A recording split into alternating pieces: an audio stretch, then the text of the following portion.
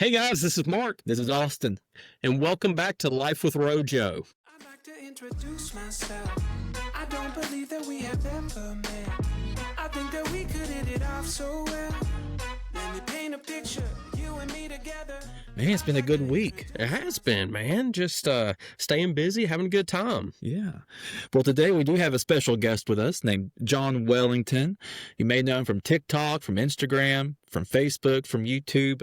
Not sure what you're not on, but I think I've got covered most of my bases. But man, we're excited to have you today. Well, hey, I really appreciate you guys having me on here. This is awesome. Awesome to hang out with some cool dudes and talk about some cool stuff. Now, it was cool. Like, I actually got a cold brew right before I came into the recording today, and there were two, like, girls in the coffee shop, and they were actually listening to some of your videos, so it was pretty Really? I was like, dude, he's coming on the podcast tonight, so... That's awesome. That is so cool. That is so cool. Small world. Small world. You never know.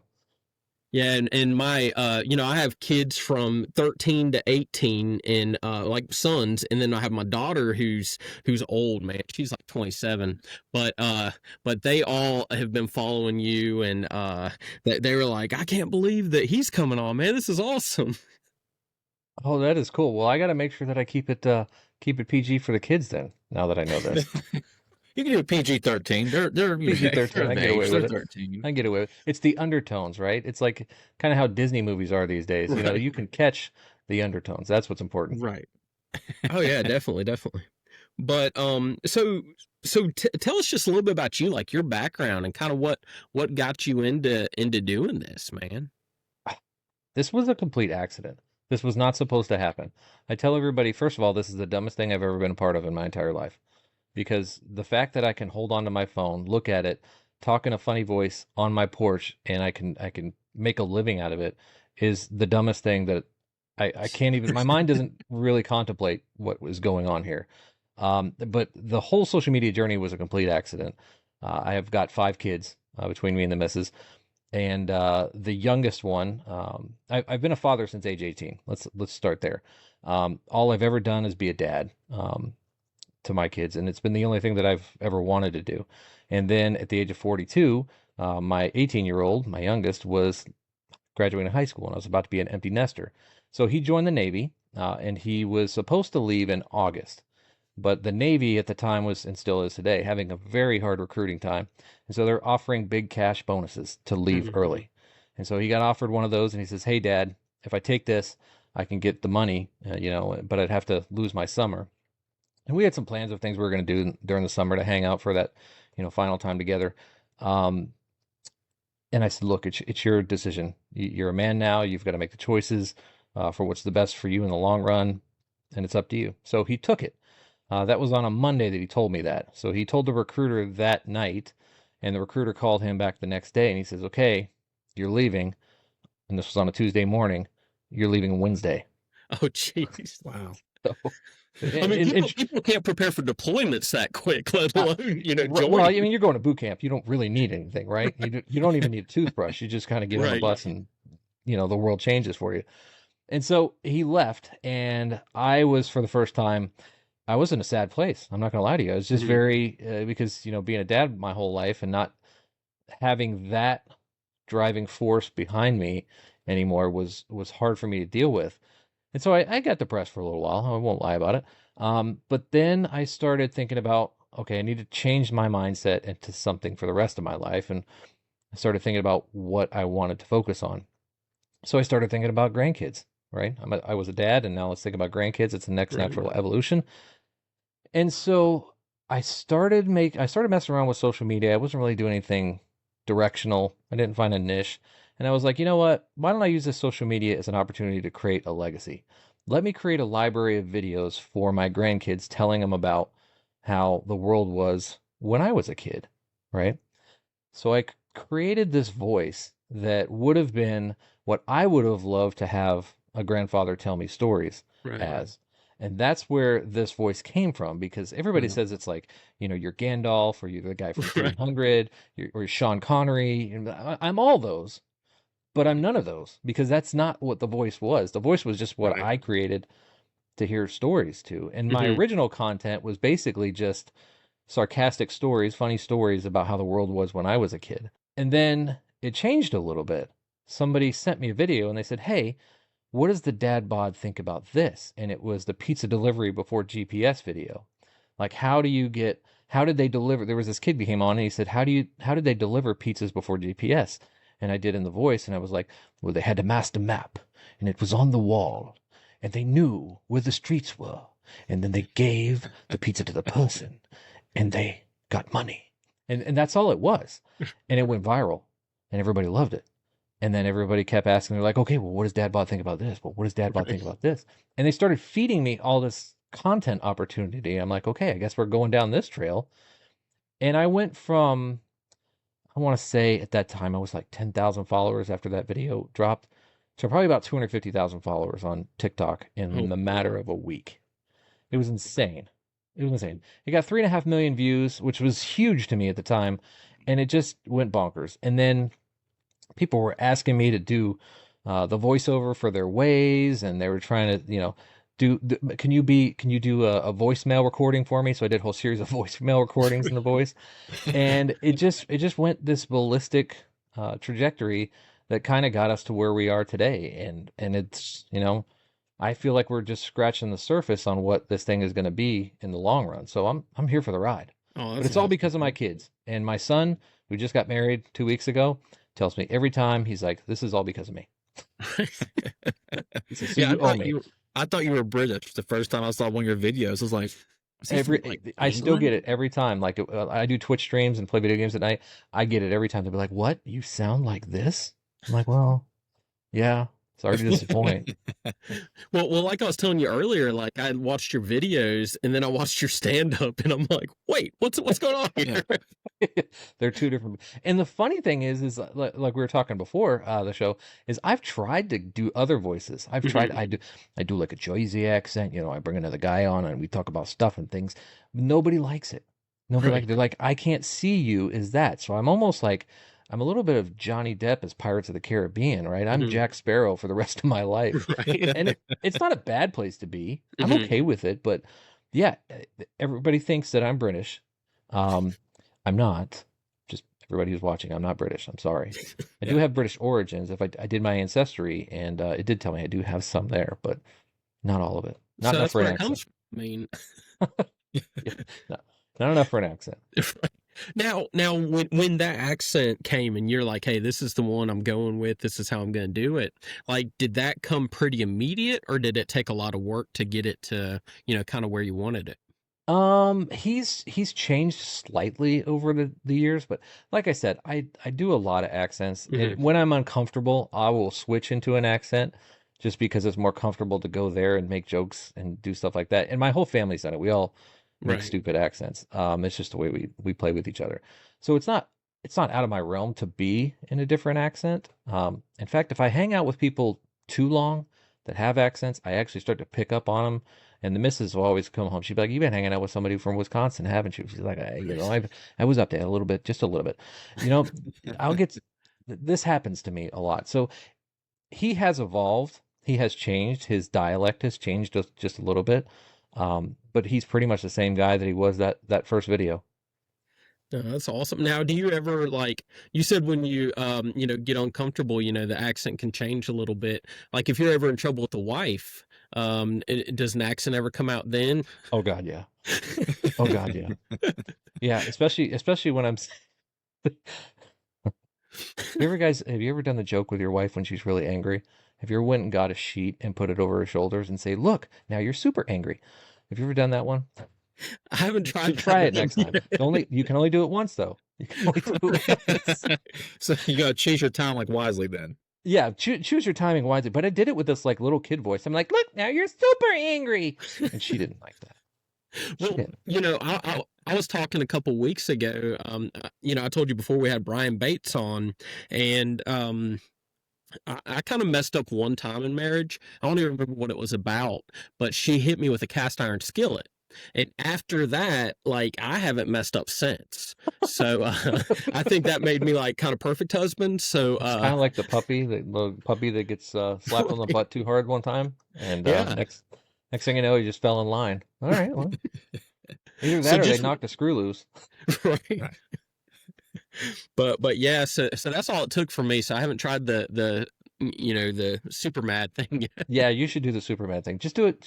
Just walk up behind her, put it on her shoulders, and be like, "Look, now you're super angry." Yeah, I'll just have to make sure there's no skillets around. Make sure you're recording it though, because it's Taking notes real quick. Yeah. secret camera somewhere. No, so before everything, and I can relate with you some, with your son to an extent, because as I was telling you, my son, Thursday he got hired for a position with a fire department, and Yeah. he got to go to like 10-week fire basic training. So it's going to be his first time being away from home, as an 18-year-old, and he leaves, this week. So it's just one of those things that it's been one of those things that's been challenging for me because it feels like his first real step as an adult, like the Yeah. first thing he's doing. So as a dad, that's tough, man. Yeah, it's the first one and the last one I think that are the hardest, right? The Yeah. first one to leave the nest, and then you're going, "Oh no, that's my baby. That's my first baby." And then the last one that takes the nest with them. You know what I Right. mean? It's like you had a nest, you had all these kids or however many kids you had, but the first one is the leader, and the last one takes it with you, and you realize that you're no longer a parent. Right. I mean, you're a coach and you're a guide. You haven't actually been a parent since they were like 14, honestly. Right. You've really just been in the coaching mode. But they literally physically have taken the parent job away from you. Because once they leave, most likely, if they come back, it's never going to be back in the same capacity. Mhm. And especially when they join the military or they go into some type of service branch, most of the time their life completely changes, and you'll never see them as the same kid again. So yeah, it's huge and it is detrimental, and I can't even imagine, as bad as it was for me, what it was like for his mother. I mean, Right. that just way worse. I mean, because mothers are way more attached than fathers are. Right. Absolutely. So I want to know a little bit about your military, so prior to, kids going off and y'all being empty nesters and everything, like you were in the Navy, is that right? Yeah, yeah, I was in the Navy back in the 90s, back in the 1900s, Oh wow. Wow. Wow. as they would say it. Yeah, I was I much like my son, I joined straight out of boot camp. I had this girl that I'll tell the story. Had this girl that I was dating at the time, and she wanted to go be a model. And so I was very sad because she said she was going to go to Missouri and go after this modeling career. And so I had to get as far away as fast as I could Hmm. because I was sad, right? And so I'm realizing that my life has been a series of unfortunate events that have turned into something spectacular. Right. But so I joined the Navy 2 weeks out of boot camp or out of high school. Um, did my boot camp, and while I was in boot camp, you get your first phone call home. And my first phone call was back to her to, check in on her, see how she's doing, even though that, our relationship was allegedly done at that point because she was going to Hmm. go be a model. And she was pregnant with my daughter. And so Wow. Wow, that was a life, twist. Yeah. Yeah. life has a way of telling you things. Like dial the wrong number. No, I'm just- Did you start talking in an accent? Oh, She told you that. And if so, no judgment. And two, what was the accent? No, I didn't. I should have. But I was too, because when you're in boot camp, you're in a place, you know what I mean? Mhm. You're starving for anything that exposes you to the real world. And Mhm. at that moment, it was just like an overwhelming mass of emotions, and it was just like I just cried and bawled. I'm like, I'm so happy, and she's like, I'm not, and I'm like, oh, okay, we're at a different perspective about this situation. But we ended up getting married after we got done with boot camp, and 3 beautiful kids together with her, and she's still a very good friend of mine.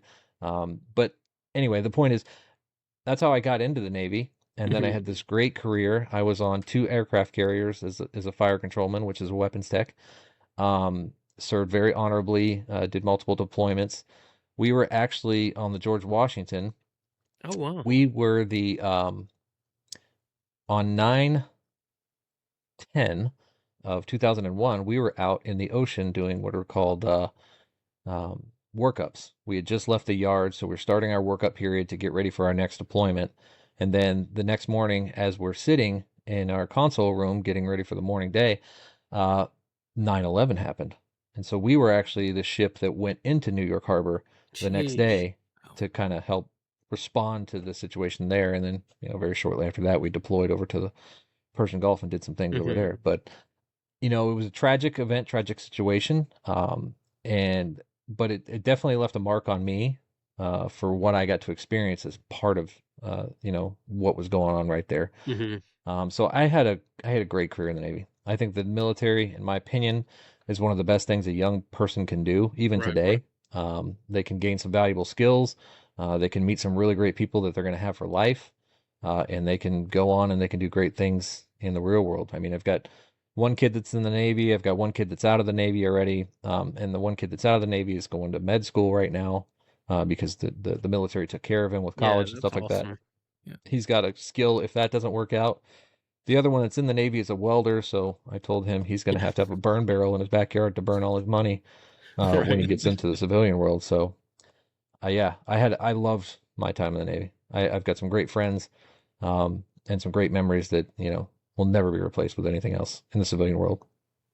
No, and I agree. Like a couple of the guys I mentor right now, two of them had joined the Air Force. One of them actually goes for basic tomorrow. So, really proud of him and Anthony. Oh yeah. Yeah, he's going to basic tomorrow. So, and I think that's a fabulous thing. And this guy, the guy Anthony that I'm talking about, he's got a really cool story because he's actually from the Dominican. And and I didn't know this until he taught me this last week because we were talking about it. But he has to join, and even though he's already got a master's degree, he has to join enlisted, and then after he does that, he can get his citizenship. Yep. And then he can go to the OCS. Yeah, and then he wants to go OCS and do work in the health field, in the military. So wow, that is cool. That's really cool. But yeah, I think it's but the funny thing is he's gotten in like incredible shape prepping for it. And I'm like, dude, you don't have to do that. You don't have to do it. It's terrible. Because that's what I did when I joined the Army. Like I got in as good a shape as I've ever been. And then it's like, and then you got like guys that can't even run half a mile. Yeah, and, exactly. And I'm like, oh man. Yeah, you're not going straight into buds, guy. It's all right. Maybe I could still join the military then. I don't know if I could. You probably could. They're relaxing a lot. Well, no, with the new regime in town, they're bringing back the standards. With the previous one, they were relaxing a lot of the standards to try to improve recruiting. How long were you in the Navy for? I was in 9 years. Nice. I got out from 97 to 06. I think during the time you went in, though, man, like the things that you experienced, like that's got to be one of the busiest 9 years that it was definitely anybody's had busy. serving. Yeah, it was definitely very busy. But luckily, the good thing about aircraft carriers is their deployment schedules are pretty fixed. They're pretty written in stone. Unless something gigantic like 9/11 pops off, they're not going to change their schedules very much. It takes a lot of logistics to change the schedule for a carrier. Now, if I was on a submarine or a small boy, that might have been a different story because they're easy to move in and out of ports. But carriers are pretty fixed. So you knew every 18 months to 2 years you were going on a deployment, and that's just what your life was. So it wasn't a great life for the family situation, but it was the best life I could have in the circumstances. Right. Let's say it that way. What was the hardest thing to being in the Navy for 9 years? What was the hardest thing transitioning back to civilian life for you? Oh my God. That's there's so many things. Dealing with people who don't understand work ethic would probably be the hardest one, right? Because you get that my first time dealing with civilians in the work sector and not seeing how they're not, driven and going and looking for the next opportunity to fix something or doing something. And, because we had to fill our day and our day was full, right? Especially when we're out to sea, we work 12-hour days, 7 days a week, 6 months in a row. That's just the way they were used to. And then you get into the civilian world and these people that'll show up late to work to start with. And, that irks us a lot, a lot. Somebody showed up late to the podcast today. I mean, Yeah, we're not well, he was on time for hey, Air Force time. The irony was I was working and I got stuck in traffic. the So, two you know, military guys were on time, it but balances out. I jumped on it, 30 past. I was good to go. Yeah, that's my bad. First time I've been late in 6 months. for him, you wait till there's the two military guys to show up late. Yeah. I'm like, let's get my But I accident real mean, quick. that's a great example, right? In the civilian world, and this is no slam on you, that's okay. That's okay. In the military world, that's not okay. Right. And it took me a long time to adjust to that. It took me a long time to adjust to the speed of things, the speed of change, because in the military, we can recognize an easy fix to something and we can just go do it. Right. But in the civilian world, we've got to talk and everybody's got to have their opinions, their feelings, and their perspectives about what's the best way to do it. What color should it be? Where should it be 2 inches to the left or 2 inches to the right? Ad nauseum. And that's the corporate world. And there's reasons that it's like that. So, you brought up something, that the feelings thing. We didn't have those in the military. no, that did not come in your sea bag. So that was hard for me to adjust to as well. And like when I first got out, like, trying to work, like some of the leadership that I dealt with, I was just like, how are you a leader? Like, Yeah, we're used to very direct. right. It's a little bit dictatorship. I get it, Mhm. but it's very direct. You knew what you were getting. You were getting told to do something, right? Yeah. You were given guidance and instruction, and you had the right tools to do it. And in the civilian world, it's like we're afraid to. We're afraid to tell somebody that they got to do the job that we pay them for. Mad Men. Have you ever seen this Mad Men, the TV show? Mhm. One of the greatest lines from that show is, "That's what the money's for." Right. I say that to everybody, even in the corporate world. I say that to them all the time, and I'm joking when I say it, but I'm not. It's like they're like, "Hey, did we do good this week?" I'd be like, "Yeah, that's what the money's for. Right. That's why So- we get so- paid." Right. So when you look at, like, these different aspects and in the transition and everything, I know you now, like you keep busy with so many different things, man. You got so many different projects going and work and just all these different things. One thing that I find is people are surprised by how much, like, a lot of military guys can accomplish, when they're in the civilian world. It's just like, to me it's normal, and I'm sure to you it's pretty normal, but everybody else is like, how do you do all these things? I feel lazy, to be honest with you. I feel like there's so much more I could do. Right. I'm just not doing it because I'm lazy. Mhm. No, you know what? We also had an operational tempo, right? That was different than what they're used to, right? We're used to operating at a high level, and especially if we're in a wartime, we're used to operating at an even higher level. And it's all for completing the mission. The problem in the civilian world that I've noticed is there is no mission, Mhm. right? We are working in factories where you create widgets, and widgets go out every day. And it doesn't matter how many widgets you make, it's not going to change, right? You're never going to actually accomplish the mission in the civilian world. Right. If there's always going to be another widget to make. And that's just the way that the world works, right? Is that we all help to produce so that everybody can consume. And that's probably one of the harder things to learn once you get out, is that there's a very huge distinction between what the purpose is in the military and what the purpose is in the civilian world. In the civilian world, we're a cog in a wheel. In the military, we're there to accomplish the mission. The Mhm. mission has a finite endpoint. And we do rotations and training and all that stuff to work up to that point. So yeah, we've got a huge differentiation in op tempo, but we also have a different understanding about what we do in the world we're in than the civilian world. Right. Well, I think too, that's why, like, so many people, whether it's cutting grass or things like that, where you can see the instant difference you make, Mhm. people like that so much, just because in their work life, it's just, okay, you did this, but now it's this. And it just keeps going. It's like a never ending process. Yeah. That's a great example is mowing lawns, because that's probably one of my happiest times in life, Right. is to mow the lawn. Because as soon as you drive past it, you can look behind you, you can see the effect of your work. Where in your job, especially if it's one of these salary jobs like I got, Mhm. you don't actually see the output of what you do. Right. Potentially never, but at least far down the road. That's something that we miss. That's something that we can't find very easily in the civilian world, Right. is that instant gratification. So mowing the lawn's a great example. Well, we're all three fans of mowing the lawn. What are your thoughts of a guy that doesn't like it? I don't know a guy who doesn't like it, so if you could introduce him to me, and I'd like to have a conversation about what he does like. Right. Well, see, like where we live, we have a lot of yard chores and everything because we have different animals and stuff like that. And mowing the lawn's actually probably the most fun one. So Yeah. like my wife, my kids, everybody will like kind of race to the mowers to. Oh no, no, no. There's no racing. I'm getting on. I got a riding lawnmower. That's my quiet time. I put my earbuds in. I just circle the yard a few times. It's my happy place. Nobody takes that from me. If you want to push the mower, go for it. Knock yourself out. Yeah, we got this neighbor, man. I feel bad for him. He's got like probably an acre and a half, and he push mows, and sometimes I watch him, and like we'll drink tea or lemonade while I'm watching them, and I've got like riding mowers right here, but I was like, he's never asked, so I don't know if he wants to borrow one.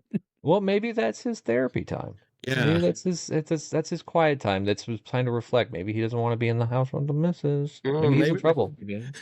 if you look at the guy, it doesn't look very therapeutic. He's pretty moist by the end of it. Moist. The forbidden word. I can't use moist around my sister. She just kind of twerks out. Dude, that's one of those words people struggle with. They do struggle. They hear it, and I don't know why it triggers them so bad. Right. Especially love if you it. said an accent. Yeah. I mean, Oh, you yeah. can imagine. Don't tell me your triggers. Please, God, don't tell me your triggers because I am that kid that's going to press it like Oh, yeah. it's a little red button. I'm just going to press it a million times until you don't have that trigger anymore. My sister still has it after 42 years. So going back on something you were sharing earlier, you were talking about when you joined the Navy, and your girlfriend at the time, was going to be a model in Missouri. Is that right? Yeah, yeah, yeah. So She's did got, she end up becoming a model? no, she probably could have. She didn't. She became a very, very good mother. That's what she Right, did. right. And she's actually, what's the irony of it all is that she always said she didn't want to have kids. But even after we got divorced, I've got 3 kids with her. She had another 2 kids. So Mhm. the Lord told her something different than what she Right. actually thought she was good at. She's Right. good at making babies. Right. Um, Well, I mean that seems obvious. what she's not effective at is she's not in the modeling business. That's what she's not. Well, I was thinking when you said Missouri, I'm like, is that like that doesn't seem the place that I don't know much about modeling, but that somebody would naturally go to become a model? Well, she has ties to Missouri University. Okay. Her Okay. her grandfather was the head basketball coach at Missouri University at the time, and she was going to go into the Missouri University for the modeling program or something. I don't know, fashion design or something like that. Okay. And so she had a connection. That's why she was going to move to Missouri. Plus, it was getting out of South Carolina where she Right, had been right. for a very long time, and gotcha. kind of sowing her oats somewhere else. So that's why Missouri was there. And yeah, it definitely doesn't jive. Yeah, But there was because I was thinking, I'm like, okay, New York, LA, and I New didn't know if York, Missouri was like the LA, big yeah, something lots like of that. modeling or something. Yeah, You not know? Missouri. Yeah, Popular No. Bluff, Missouri. That's the model epicenter of the Midwest. But Yeah. So with the content you're putting out, and I mean you're putting so much just great content out. Like I've really enjoyed Appreciate it. listening to it and watching it, and but like man, how do you keep going with like balancing some hard truths, but also with the humor that you put into it? Well, I have to remember this, and you put it very appropriately early on that your kids are watching, Mm-hmm. right? I have to always keep that in context. Is that when I started this out, it was there to be a legacy for my grandchildren, so it has to be something that they can consume, right? But much like a Disney movie today, it's going to have undertones that are directed at certain people in the room, right? And some of those undertones are going to be pretty jabby, Mm-hmm. and I'm okay with that. But as long as I can deliver the punchline and maintain that balance between not being too brash but still keeping the undertones that I want, then that's the happy medium that I always try to strike. And I've missed a boat. I'll be honest with you, I've missed a boat. I've got too heavy sometimes, and the comment section corrects me and they say, "Hey, you've gone a little bit too far on that one." I'm like, "Okay, pull back." Luckily, I have a lot of Boomer fans, and they very quickly remind me of my place. that's why I have Mark here, because I'm kind of like you. I can sometimes not realize if I'm going across Right. the line too much, and Mark kind of gives me a little Yeah, jab. yeah. Like, I have plenty of moderators who tell me I've yeah, gone too far. Austin's the Rojo after hours. that's what we like to say. Rojo after dark. Yeah, after dark. It sounds like a Comedy Central special or something. It's like USA. Remember USA After Dark? Oh yeah, yeah. I do. When I was a kid, I used to sneak up and That's when you can watch the good yeah, shows. watch it late at night. Your Like, oh my mom God, they follows cuss. this, so Like, yeah, Dad, but don't watch that piece. Don't watch that. Turn your eyes. so at what point did you start transitioning into doing stand up as well? Because I Oh. mean now like you're doing it in front of huge crowds, like Another accident. I told you that my life story, if I ever write the book, I got really horrible ADD, so I probably won't actually write it. Somebody else is going to have to write it.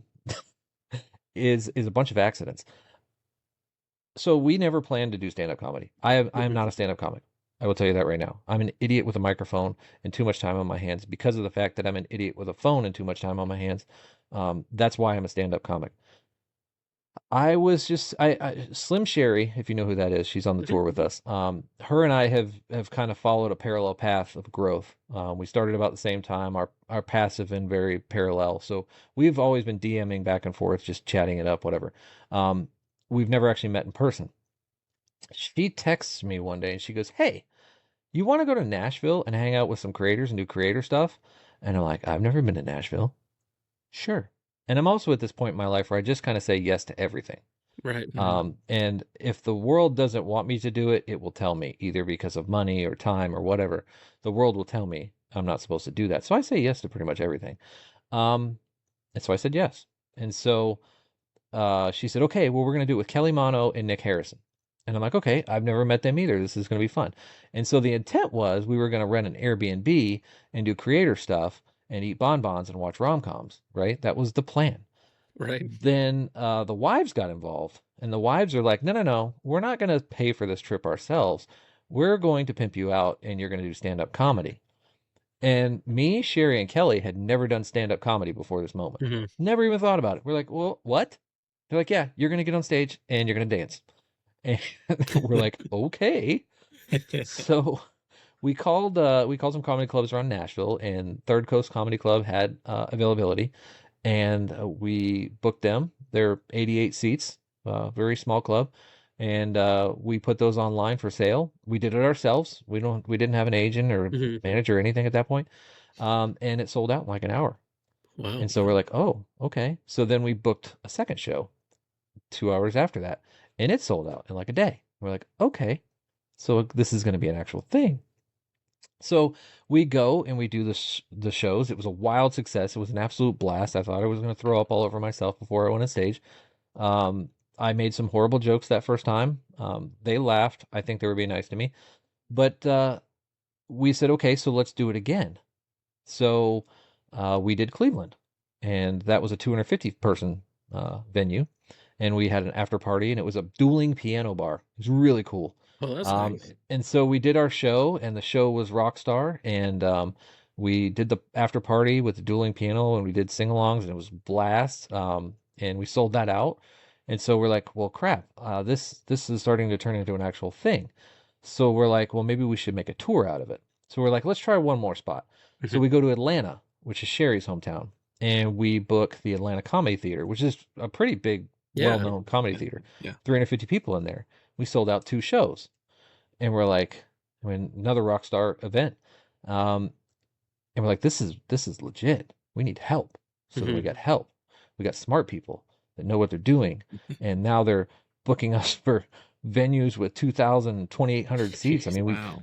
we were in St. Louis, and we sold that out at the factory for 2,200 seats. We went from Atlanta to New Orleans. New Orleans was 350. Then we went to Vegas, and we played the Palms for 700, and then we went from 700 to 2,200 seats. And that's been the trajectory. And we still haven't even hit a year doing this. Wow. So Labor Day weekend will be a year. That's incredible. Dude. It's the Like, dumbest thing I've ever been a part of.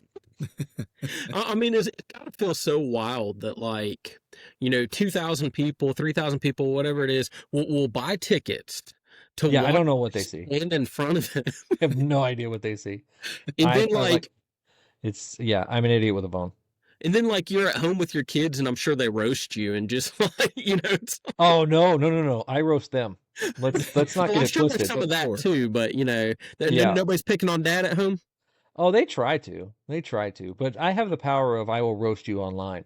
So I don't know if you've paid attention to my son Nick, Oh yeah. who is the boomerang. He is the one who was in the Navy. He was a submariner, and he got out, and now he's here going to school. Hmm. But as part of that, he's staying with us so he can save money. Hmm. Now he's 25, of course, and so I'm a dad. And I've got to pick on you for this. Right. He also believes firmly that social media isn't real. In fact, he doesn't even have a social media presence of his own. He doesn't believe that what I'm doing is real. And so I've started a series called the FAFO series for him. And it's kind of sharing the moments that he has in his life. Like he said very pointedly that social media will never affect him in real life. My social media will never affect him in real life. So I Right. brought him to New Orleans with me, and I roasted him as part of my comedy show. And the irony of it all was there was a young lady who was in the crowd that was there specifically to meet him. Hmm. Hmm. So That's that's what I do. that's what I like do. a dad's dream right there. I mean, It like that's so low is. hanging fruit. That Yeah, it really is fun. And I do it to all my kids. I love doing it. They love doing it. It's more cringy for some of them than others, but Hmm. they all really do love it. They love the attention that they get for it. Hmm. They love to be able to say that's my dad, and things of that nature. Even when I was at my son's wedding 2 weeks ago, he even did a speech about me and how proud he was of me. And I said, That's "Oh, that's awesome. really crazy." And how much he says he wants to model his life after me, which is really cool. Oh, So that's That's incredible, awesome. man. yeah, I love having them be a part of it. Yeah, and that's the thing too. Like my daughter produces, our podcast here, and I love having her as part of it. And then my kids are always giving me ideas, So we've got 4 kids, and like our biggest thing is, man, we just love to laugh and have fun with each other, and like I think our family's different than a lot of families where like we actually just love hanging out. Like we all love being around each other and stuff. That's So awesome. That's awesome. And you look at some of the biggest comics and people in entertainment, their family are a part of their business. Like yeah, Joe Coy, his sister is his manager. Now you look at Burt Kreischer, his wife is with him everywhere. Tom right. Segura, him and his wife with their podcast and everything that they do together. I mean, it's a family business, and there's no Yeah, reason that you shouldn't embrace that because those are your most loyal fans ever. Yeah. Yeah. absolutely. Now, was this wedding the wedding that was in Mississippi that Yep. you had to go to? Yep, the Okay, one that because was I in saw some Mississippi. videos about The that one when the one that we stayed in a bunkhouse. yes, Yeah. I was like, okay, like is that the one you're highlighting? Yeah, from that the was a week? blast. Very much so much fun. So much fun. What was it? You and a donkey on one of the videos or Oh my God. something? So here's the story. I remember seeing Yeah, that. There's it's my son and his now wife, they picked the venue. Mhm. They organized the whole thing. And there's a groom's house and a bride's house. And the bride's house is a beautiful house with many bedrooms and many bathrooms, etc. And the groom's quarters, we're going to call it that, sleeps 10, right? So when I heard sleeps 10, I brought my friend down from Panama. He actually officiated the wedding. He's like, "Do I need to bring a air mattress or nothing?" He's like, "No." I was like, "No, no, no. It says it sleeps 10." So I'm thinking there's 10 bedrooms. I'm thinking, yeah, Mhm. it's gonna be a giant thing. No, it was literally a loft above a barn that had been converted and had bunk beds in it. That was the groom's quarters with one bathroom. This was everything that I said that weekend was true. Right. It In was 100% Mississippi. true. I- And my ex-wife was there. His mom Yeah. was there, and I made her stay in the groom's quarters. I'm like, if I'm going to Right. suffer, you're suffering with me. So I had the current missus, my son, a guy from Panama, and my ex-wife and her 2 new kids in a bunkhouse with one bathroom. To top it off, That's it was over the barn that had a donkey named Eddie Murphy after Shrek. And so, of course, I had to make a video with Eddie Murphy. Right. yeah. And it was just, you couldn't have written a better script for content. You really couldn't have. It was perfect. So I'm picturing like one of those tents, that say sleeps 10, but they have to be on top of Exactly. each other. Some have to hang from the ceiling and stuff like that. That's what it was. And I sleep with a really loud noisemaker because I just become adapted to that from the military. So I have a Right. JBL speaker that plays white noise all night long and it's super loud. I mean, a high school marching band could be in my bedroom practicing and I will not wake up. I will not hear a thing because of this noise. So I had to play that in the open bunk room, otherwise I wasn't going to sleep. My ex-wife woke the next morning. She was like, "I was dreaming about a hurricane. I was dreaming about a hurricane because of your noisemaker." And I'm like, "Well, that's where we're at. Suck it up." Well, so the whole dad bod veteran thing, man, like I think that encompasses a lot. And so one of the things we talk about a lot on this podcast is, fitness. So I might not be that guy. do you feel like your fitness has changed a little bit from the military to now? Yeah, I've learned how to fitness more food in my mouth. No, fitness has definitely changed. On top of getting older, that doesn't help. Right. I want to work out. I really do. I have all the intentions in the world to work out. It's just that things get in the way, like Yeah. watching TV or playing Xbox or making content or working my job or doing all those other things. I really do want to work out, I promise. No, I have a full gym downstairs. I actually did use it today. Nice. Hey. I felt really good. Got on the elliptical. I was watching YouTube about creating content. Hmm. I was kind of working while I was doing it, but I still did it. Yeah. Yeah. I love an elliptical. Oh God, that's the only thing I can do because I'm old and I'm bad knees. Yeah, and my bad knees hip. and stuff get jacked up on running or anything. Oh my God, I couldn't run if I run. First of all, that's going to be the last time I do it. There's something chasing me. There's something chasing, so you better try to keep up, which won't be hard at all. Now you're in Charleston, right? Am I I'm in correct in that? Charleston. Yeah. Charleston's one of my favorite cities to visit. Is Keyword. it? You and visit. everybody else. Yeah, I like to visit. I don't want to move there. Don't move here, please. Yeah. Hey, you know what? I watched the Today Show this morning and I just found out we are no longer the #1 city in the world after 12 years. Wow. We've been replaced by Santa Fe, New Mexico. That was the happiest moment of my life. It really was. You don't know what it's like to live in a town that's been the #1 city in the world for 12 years. You think it's great. It's actually not, Yeah. because everybody wants to come here. Well, so we got big into playing pickleball recently, and my youngest son loves roller skating, right? So there's this like arena that used to host rodeos and stuff, and somebody just bought it in our town, and they're Ooh, going to turn it into like a pickleball and roller skating thing. And my nice. kids are actually upset about it because they're like, that's going to bring more people. like we don't want to be one of those towns that people come to. Yeah, exactly. Yeah, exactly. It's not all it's cracked up to be. Right. Yeah. Yeah. The food actually gets bland, especially in the touristy spots. Like all the Right. food downtown used to be really good, and everybody still says it's good in all the magazines, but it's not that good.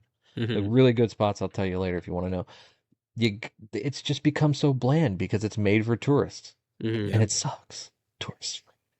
Yeah, I get that. I mean, I am a tourist, but but my family they're from Charleston from years back. Okay, We well would you can visit. take that. You can take Yeah. that. If they're Yeah. from When Charleston, you can claim that you have rights. like 50, 100 years ago. One of my favorite restaurants though is out in Mount Pleasant, out on the Page's Ochre Grill. If you've ever been Oh to yeah, Pages. Pages is good. So Page's is you probably like Shem Creek a lot too. Ocean, Shemp Creek Yeah, is Shem good. Creek and Bickeries and all that stuff. Yeah, Yeah. those aren't too bad. Not too bad. Yeah, I've got a couple friends that live in Pigeon Forge, and they got really upset because tourists have started using their roads, Uh-huh. and they have like their little secret roads to get around town. And now that tourists have figured it out, they're getting pretty upset about They tourists ruin it for everybody. it. Right? I didn't know people lived in Pigeon Forge. Yeah, people Like do. normal people. Yeah, there's a people few. from little Gatlinburg subdivision. Right. So, no, that's awesome about the elliptical today, man. Proud of you. Thank you. I Uh, appreciate it. That's a big thing. So like I love to work out, but I also love to eat, man. So I know, it's kind of I'm working out so that I can eat. right, right. Right. So I kind of always stay the same. Like I'm not getting in better shape just because I eat to I'm offset that. maintaining. I'm maintaining. But It's I've like, gotten him into rucking a lot. So we don't. whoa. Yeah, Get neither into one of ruck. us really run much, but we'll put the rucksack on and just walk, and he'll do like 5-10 miles, like Wow. Yeah. yeah. That's awesome. I'm slightly insane, some say. Yeah, but, slightly. I mean, that's what my Yeah. mom used to tell me. Well, she still tells me that, but you got to remember, I was in the Navy. We didn't go running anywhere for no reason. Right. right. If we ran, it's covered because there's a fire in front of us we need to put out, or there's something behind us that's going to explode, and we probably don't want to be near it. So it usually was for very short durations. And that's why my advice for young people is always Navy or Air Force. Don't go to the Army. Because Air Force doesn't From someone with exercise at all. experience. They have really good food and great hotels. Right. Well, it was funny because so where I was stationed, Fort Lewis, is now a joint base with McCord, which was an Air Force base. Yep. And what we would do, and they were right next to each other, like, so there'd be a fence in between, and we'd go out in the morning, and we'd be out there at 5. We'd run 3 miles as a group, and then you have to run 3 miles back on your own, and then we'd do the push-ups, pull-ups, all that stuff. And then we would shower, go eat breakfast. About 7:30, we're finishing breakfast and about to get ready for formation. And then the Air Force would come out 3 days a week, and they would play ultimate frisbee. And I was just like, They're like, that's our PT. yeah, I mean, that's what they did for PT. And I was like, Yeah. I've never been more jealous in my life. Yeah. So like, we actually shopped at the Air Force Base. We did everything there. I grew up, my dad was an Air Force guy, so I grew up on the Charleston Air Force Base, which is now the Joint Base. It's called Joint Base Charleston. So the Navy base is out in Goose Creek and now under the umbrella of Joint Base Charleston. But it was really nice conditions. Right. Navy doesn't have that because Navy invests all their money in their ships, so their Right. bases are horrible. And Army, they invest on forward deployed, the FOBs and stuff like that. So Right. it's just the Air Force that puts their money where their planes go. Oh yeah. Well, we had Air Force guys attached to us on deployments, and they would even show me in their check that they got additional money because their quality of life was supposed to be higher than ours, and it was a quality of life, Quality bonus of or life something. pay. Wow. Yeah. Wow. I think I It's was like hazard what is pay that? hazard pay for diapers. But no. So one of the things I noticed in some of your videos recently, and I want to see how this happened, man, because I felt like for you it just happened and you might not even realized it. But I've heard you've crossed over to the dark side and you're a Crocs guy now. I did. I actually crossed over a long time ago. I I just now applaud you for admitted that, it. personally. Listen, Crocs are a thing, okay? I've converted other people to Crocs since I've Right. converted as well. I'm taking people with me to the Borg. Actually, one of our security guys, he's a big guy. He lives up in North Carolina. He wears bib overalls all the time. A giant dude, right? And he's like, I'll never wear those Crocs. And I'm like, the hell you won't? Why? So I sent him 2 pairs. One pair was a NASCAR pair, which I knew that he would wear. And he's like, man, I can't take these off my feet now. He shows up to the show in Crocs to work security. Okay? Crocs are a thing. Well, I saw a guy at a basketball game wearing Croc boots. They're Croc everything. Yeah.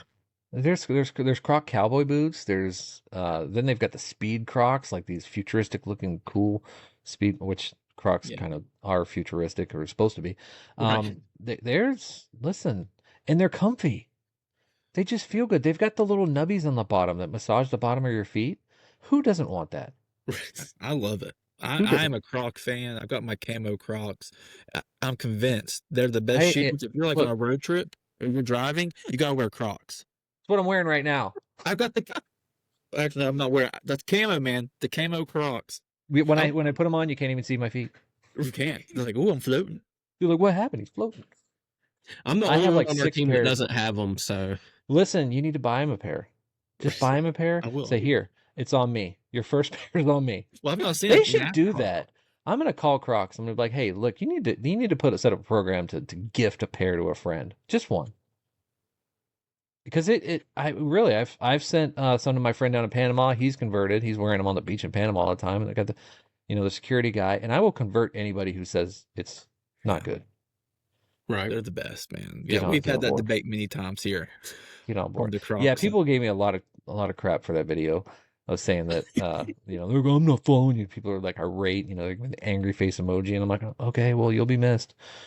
It's like, Oh, I think it's funny. I haven't crossed over yet, but literally everybody in my life has Crocs. Now the question is, do you wear yours in sport mode or in 4x4? so both. It depends on the activity. What I'm Okay, doing. I'm a full-time 4x4 guy. Okay, see, I'll put it in sports mode like if I have to, like if I'm like on a mission and I gotta go, like I go through Walmart, we ain't got time to like piddle around. You put them in 4-wheel drive and go. Yeah, But, I don't mind if I'm taking a walk around the neighborhood. I'll just and put 'em in leave cruise mode. leave the strap up. Let the ankles breathe a little bit. Get a little sun on the ankles. They need it. Sun See, on the I strap. feel like this should come with like a headband for when you go sport mode. Like I feel like like 70s like Oh, I would headband. so little wear. matching Yeah. one. Right. Yeah. Little Matching. camo, little- Yeah, I mean, you guys do know how it started, right? Crocs. Mm-mm. The story behind Crocs. Okay, so when they were making the movie Idiocracy, the costume designer was looking for a cheap way, because it was a low budget movie, a cheap way to put everybody's feet in an identical set of shoes, and so they went around looking for different things, and they found Crocs, and they're like, I don't know, these things are weird. And so they brought it to the director, and the director's like, "Are you sure about this?" And they're like, "Yeah, there's absolutely no way that anybody's ever gonna wear these. Let's just do it. It's like for free." And they did. And now Idiocracy, which is kind of a cornerstone of my content, Mhm. that's where Crocs started, Hmm. because they were nothing before that movie. They were nothing, and then that started their initial trajectory, and then they've just took the ball and ran with it, and here we are. Everybody's wearing Crocs. Oh yeah. And see, for Rojo family, in some countries we're listed as an educational podcast, and y'all just learned something right there. There you go. Well, we've just checked the box for education. Yeah. Well, man, I want to do something real quick, and I want to do just a couple rapid fire questions. All right. Just kind of first thing on your mind, and then we'll start wrapping up. But I want to just kind of see your thoughts on these and just first answer. Okay. All right. Go to gym song. Eye of the Tiger. All right. Favorite MRE. Never ate them. Never had to. All right. I was in the Navy. I didn't know what you got. You guys always ate good. Well, we had galleys on the ship. Wow. Man, that's fancy. Like Don't say that, okay? Because most of the time it's fried. Don't say that. Don't say that. Like, wasn't Listen, airport. wait. There are three sets of milk on a ship. Okay, there's the normal milk, there's the extended milk, and then there's the powdered milk. You know it's getting bad when you see them stirring the milk in the back. That's when you need to get it unwrapped. Okay. Best advice you ever received. I could be funny about that one, but I'm not going to be. The best advice well, my mom just told me you could be anything you want to be. Put your mind to it. And that's true. You really can. Especially now Yeah, that I've that's gotten awesome, older. yeah. I've realized that even more. Do you have like a dream collab to do something with somebody? No, I can't say I have a dream collab. I mean, I'm kind of dream collabing with the people that I'm working with on the stage. Yeah. I mean, I'd love to do something with Nunley. I've kind of watched him from the very beginning, and I've tried a couple Right. times to get him to do things with me, but his schedule is way busier than mine. But I would love to Right. do something with Nunley. No, that's awesome. What about one thing people misunderstand about veterans? Oh, that we're all just like drill sergeants. Right. And when we started this tour, they all assumed because I was a veteran that I was just a drill sergeant. We're not. Oh no, I've had the same thing. Like whenever I got hired somewhere in like a leadership role, and everybody's like, "Oh gosh, we got a drill sergeant coming on." Yeah, we're not. Yeah, same. Most of us don't care. I'm just kidding. I'm just kidding. They automatically think that with Austin. Yeah, JK, I was not in the military. And so like with the level you're at now, how often do you get noticed in public? Every day. every day. Every day. And you know what? It's if I don't get noticed in public, I usually get a DM later. They're like, I saw you at the grocery store. I didn't want to say hi to you because I saw that you were looking at produce. And I'm like, well, you could have said how hi. I creepy just is would have thrown a that, though? banana at you. It's like, I was watching you squeeze the melons today. Yeah, it's like, why were you squeezing that tomato like that? Never mind. I was going to say something. That's Rojo after. That's after hours, guys. After hours, after dark. So, you know, when people are like watching your content, like, what do you hope people are taking away from it? I hope that people take away a smile, first of all. That's the most important thing because, listen, my content is meant to be a break from the world. I don't ever talk about current events. I don't ever talk about politics on purpose because my content is supposed to be an escape. Right. So I hope they at least smile. And maybe they reflect upon their own lives and look at the, times that they had and the way that they grew up and how things were different. And maybe they can help transition some of their knowledge to the next generation in a interesting way as well. Because honestly, the only way our generations are truly going to learn to not make the same mistakes we did is through us. If we don't teach them, they're going to do the same thing over and over again. No, I that's mean, awesome, man. We are the warning label generation. Very true. And any upcoming projects or events that we should know about that you're able to share yet, or Other than this huge tour that we're still on, right? let me see. Are there things that I can talk about? There are things that are in work that are possible outside of the tour, but not things that I could actually publicly talk about just Right. yet. Okay. Okay. But there's a huge tour which is going on through the end of the year this year, and then we've already got dates booked into 2026. A lot of the cities that people are asking us to go to, so this isn't going to stop anytime soon, Right. unfortunately. We hope to see you in Chattanooga sometime soon, man. I'd love to come into Chattanooga. Okay. I know we have to go back to Nashville, so if we don't do Chattanooga, we'll go to Nashville, and maybe you guys can come up there and see us there. Yeah, we'll definitely man. come out there because we live in a good area where we're pretty close to like Chattanooga, Nashville, Birmingham, Huntsville. So Yeah, we'll be in some more southeast cities very okay, soon. awesome. So we'll definitely come out and see you, and just any final things, any final word of wisdom or anything you want to share with the Rojo family. Yeah, first of all, don't take life too seriously because you're never going to get out alive. That's some great advice. I loved being on this podcast. I really enjoyed hanging out with you guys. You guys are a good time. And I wish you guys the best for you and both your families. And let's see wherever the road takes us for both of us. Maybe in a couple years we can rally back and have a new conversation about wherever crazy. Maybe you guys are going to be the next Joe Rogan, and I'll be able to be in the studio with you. Right. Hey, that'd be awesome, man. And we appreciate you. And, I'm a praying guy, so I'm praying for you to continue success and continue reaching people and bringing positivity in their lives, man. And just grateful for what you do. And you can follow John on, every social media platform, as Austin was saying earlier. And, he's definitely like, ever since I started following him, like it's just, man, been fun to see what he's going to bring to us every day. So we appreciate you, man, and thank you for coming on with us. Yeah. And Rojo family, we love you guys, and we'll see you next week. I'd like to introduce myself. I don't believe that we have ever met.